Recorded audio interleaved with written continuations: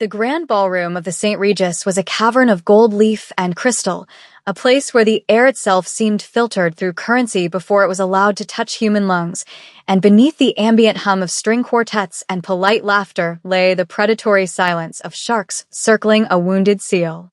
Imagine standing on the edge of a cliff, but the cliff is made of marble, and the fall isn't physical, but social, financial, and permanent. If you have ever had to smile while your world was crumbling behind your eyes, leave a like, and if you know the weight of carrying a legacy that feels too heavy for your shoulders, comment resilience below because this is the story of how dignity can scream louder than money.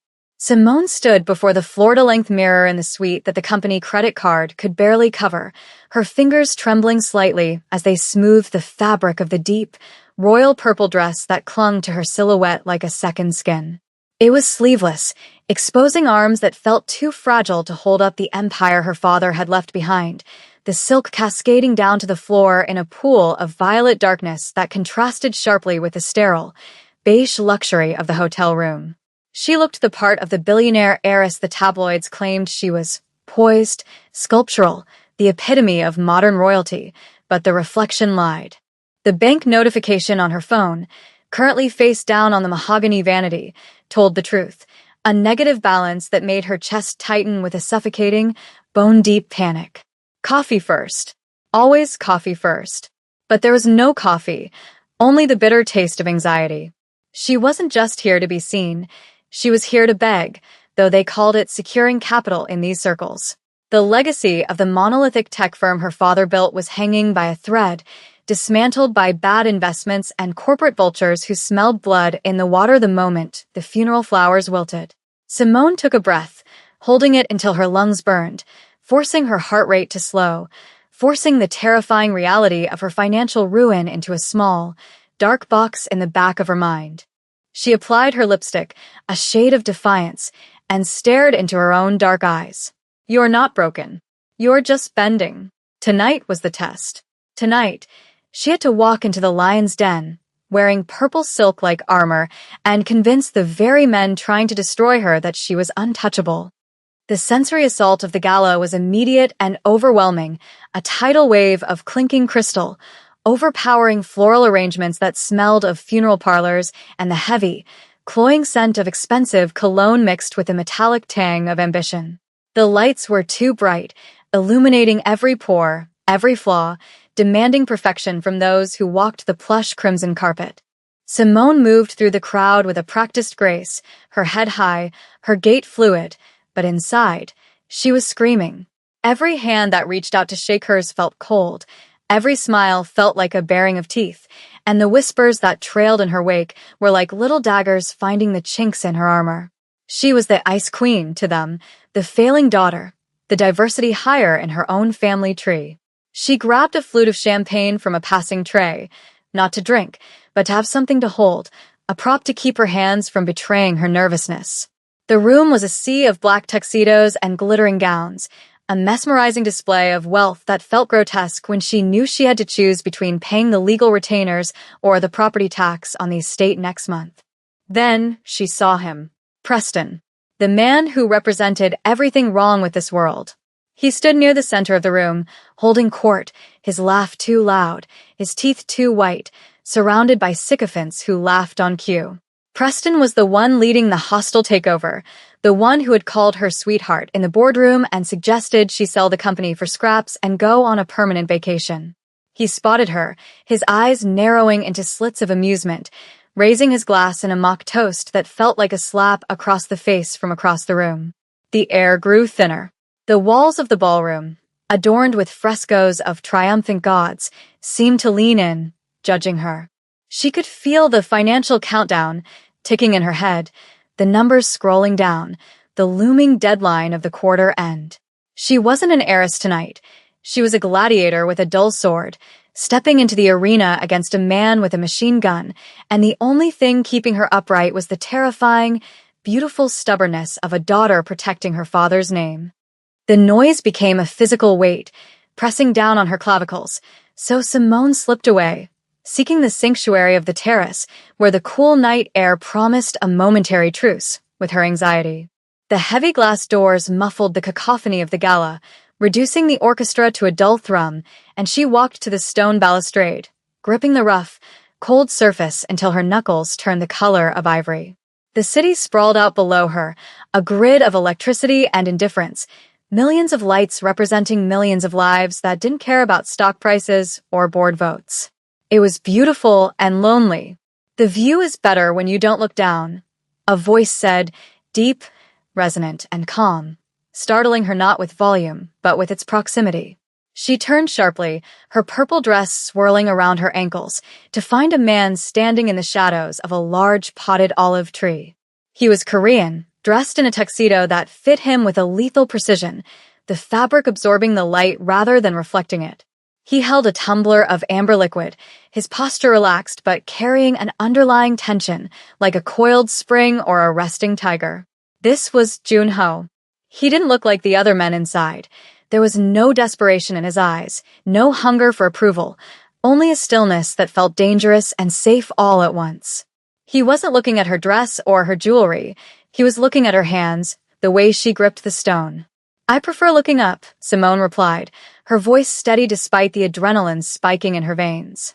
"Looking down reminds you of how far you can fall." Junho swirled his drink, the ice clinking softly, a sound far more pleasant than the brittle laughter inside. "Falling is inevitable," he said, stepping into the sliver of moonlight, revealing a face of sharp angles and eyes that held a dark, ancient intelligence. "It is the landing that matters. And you? You look like someone who is tired of bracing for impact." It was a violation of social protocol, a stranger speaking so intimately to her, yet it was the most honest thing anyone had said to her in months.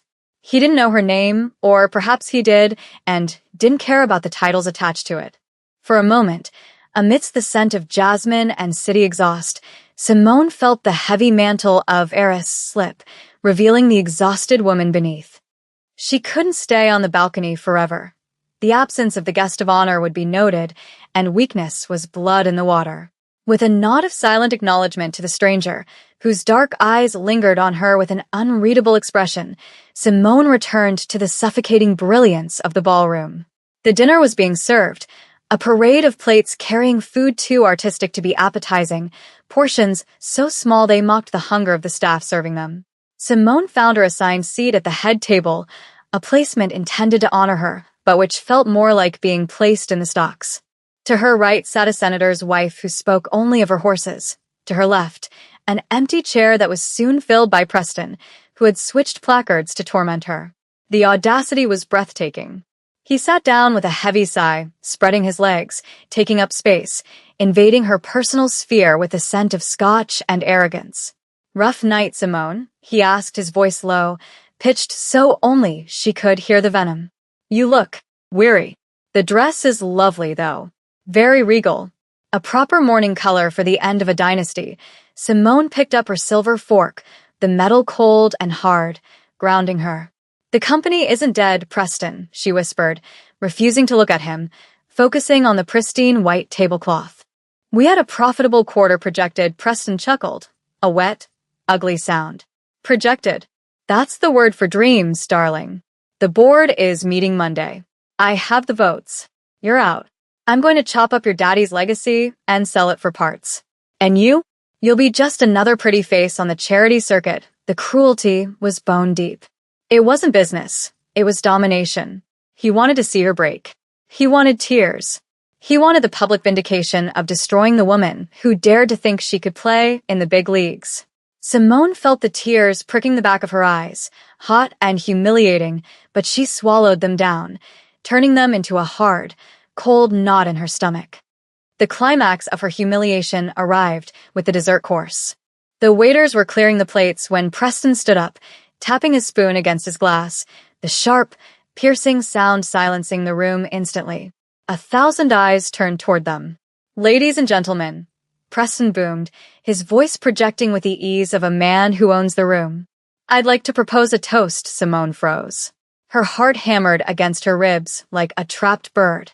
"To new beginnings," Preston continued, his smile stretching wide, predatory. "And to knowing when to step aside. It's no secret that our dear Simone here has been struggling." The room gasped, a collective intake of breath that sucked the oxygen out of the air. This was it. The public execution. Rumor has it, Preston sneered, looking down at her, that she's even looking for a loan tonight to pay the catering bill. Is that true, sweetheart? Should we pass a hat around? The laughter that followed was scattered, nervous, but it was there. The humiliation washed over Simone, hot and suffocating. She couldn't move. She couldn't speak.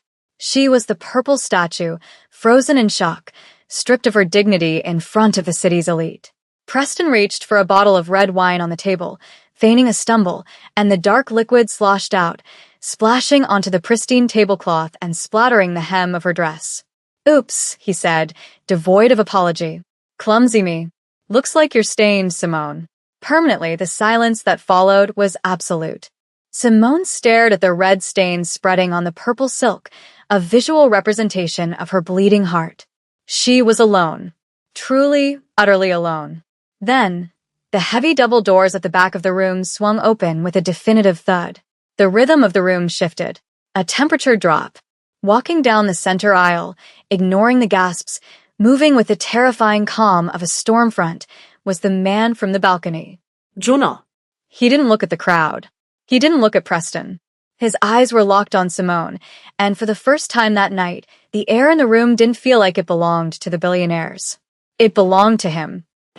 The silence that Junho commanded was not the silence of a library or a church. It was the silence of a predator entering a clearing, where every lesser creature instinctively freezes to avoid detection. He moved with a languid, terrifying fluidity, his tuxedo jacket unbuttoned to reveal the sharp, crisp lines of a white shirt that seemed to glow under the ballroom's unforgiving chandeliers. He did not rush. A man who owns time has no need to run. Simone watched him approach, her breath caught in a painful hitch within her throat, her heart pounding a frantic rhythm against the silk of her ruined dress. Preston, emboldened by the alcohol and the adrenaline of his cruelty, sneered, though the expression faltered at the edges as Junho stepped into his personal space. The air temperature seemed to drop 10 degrees. Junho didn't look at Preston's face. He looked at the wine stain on Simone's dress, his expression shifting from impassive to something darker, a simmering protectiveness that felt like a physical caress from across the distance. "I believe," Junho said, his voice a low baritone that vibrated through the floorboards, carrying effortlessly to the back of the room without him ever raising it, "that you have something that belongs to me." Preston laughed, a nervous, barking sound. "And who are you? The valet? Did I block your car?"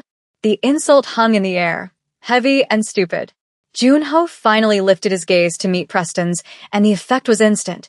Preston took a half step back, his survival instinct finally overriding his arrogance. "I am the man who just bought the debt you are holding over her head," Junho said, his tone conversational, as if discussing the weather. He reached into his inner pocket. Preston flinched, and pulled out a pristine white handkerchief. He turned his back on Preston completely, dismissing him as one dismisses a gnat, and faced Simone. "Turn around," he whispered softly. Simone obeyed, mesmerized, and he began to gently dab at the wine stain on her dress, his knuckles grazing her hip, sending electric shocks through her numbness.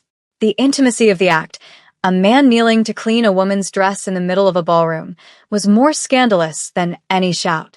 He stood up, placing a hand on the small of her back, a brand of possession and support. He looked at the room, his eyes sweeping over the gawking elites. "She's with me," he declared, the words simple, final, and absolute.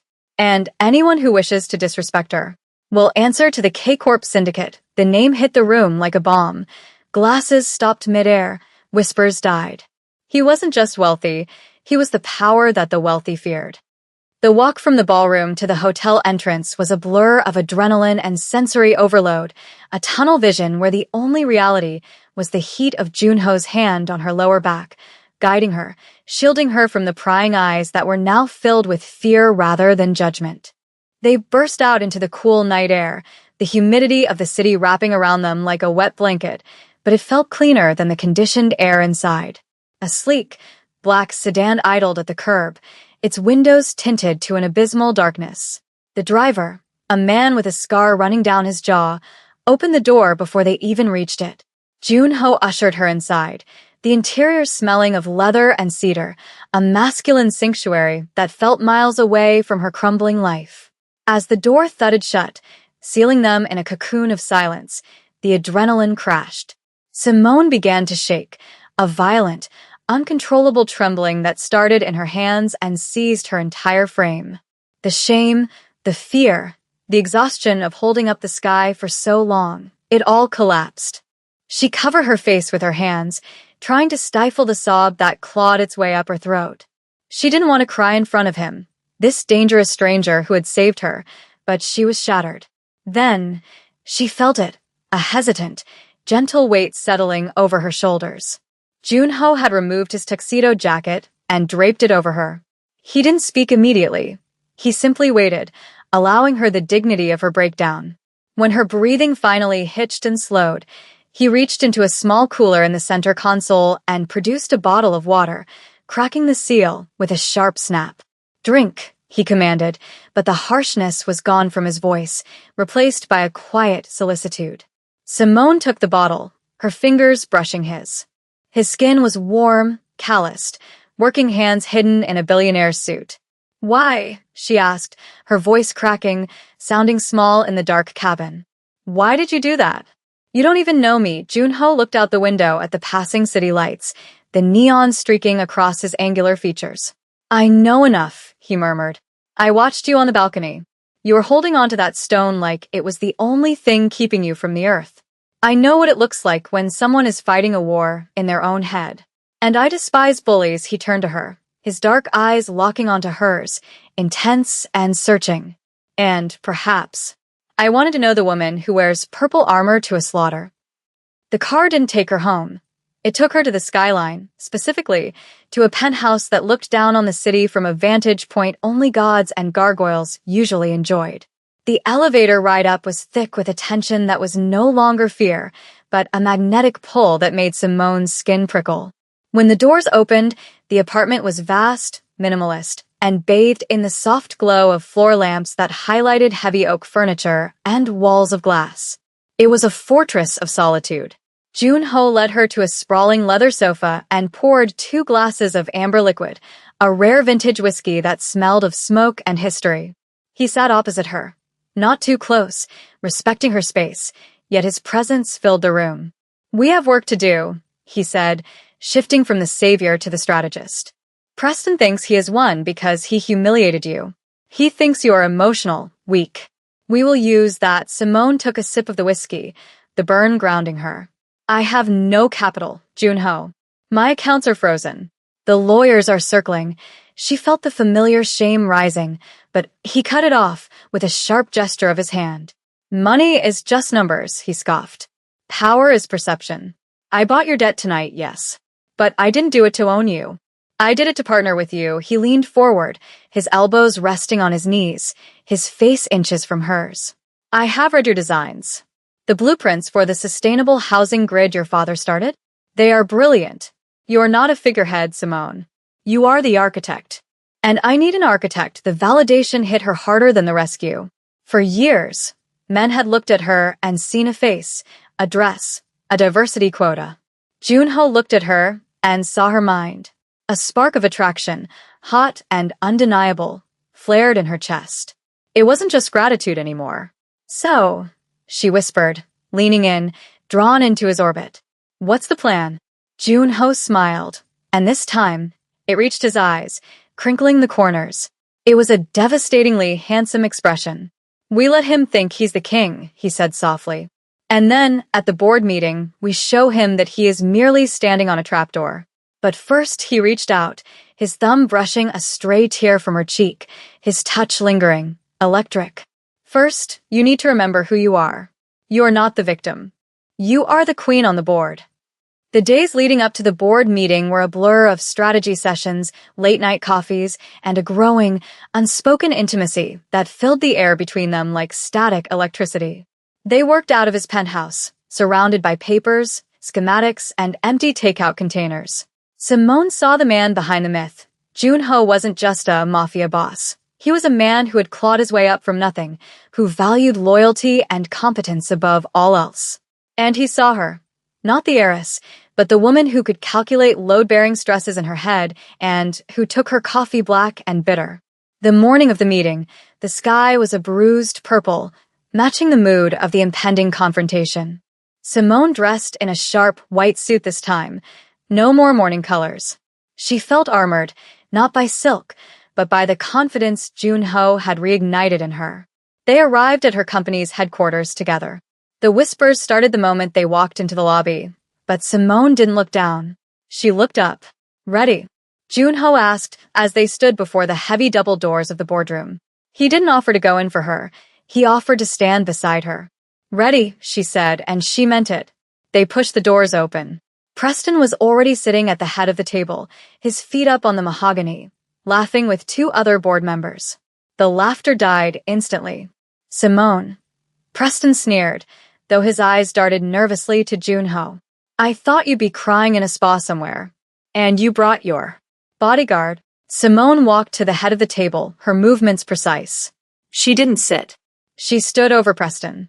Get out of my chair, she said, her voice clear and ringing. Preston blinked. Excuse me? The vote is in an hour. You're finished. Junho stepped forward, placing a thick leather folder on the table with a heavy thud. The vote has been cancelled, Junho said calmly. As the new majority shareholder of the holding company that owns your debt, Preston, I have restructured the board. You're no longer on it. The silence was absolute. Preston scrambled for the folder, flipping through pages, his face draining of color until he looked like wet dough.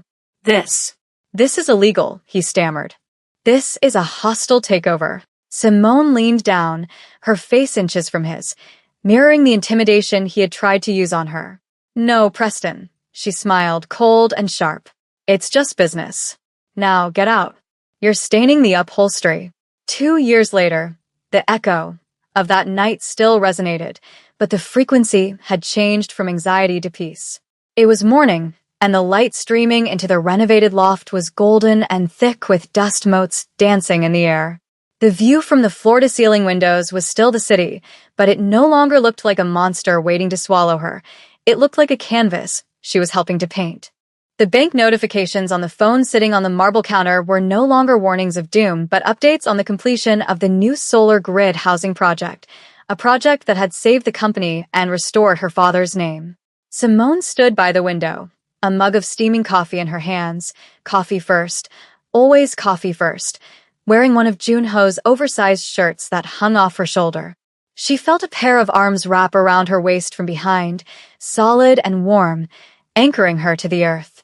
She leaned back into him, resting her head against his chest, hearing the steady, strong beat of his heart. Thinking about the drop? Junho asked, his voice rough with sleep, pressing a kiss to the curve of her neck. He remembered everything. He always did.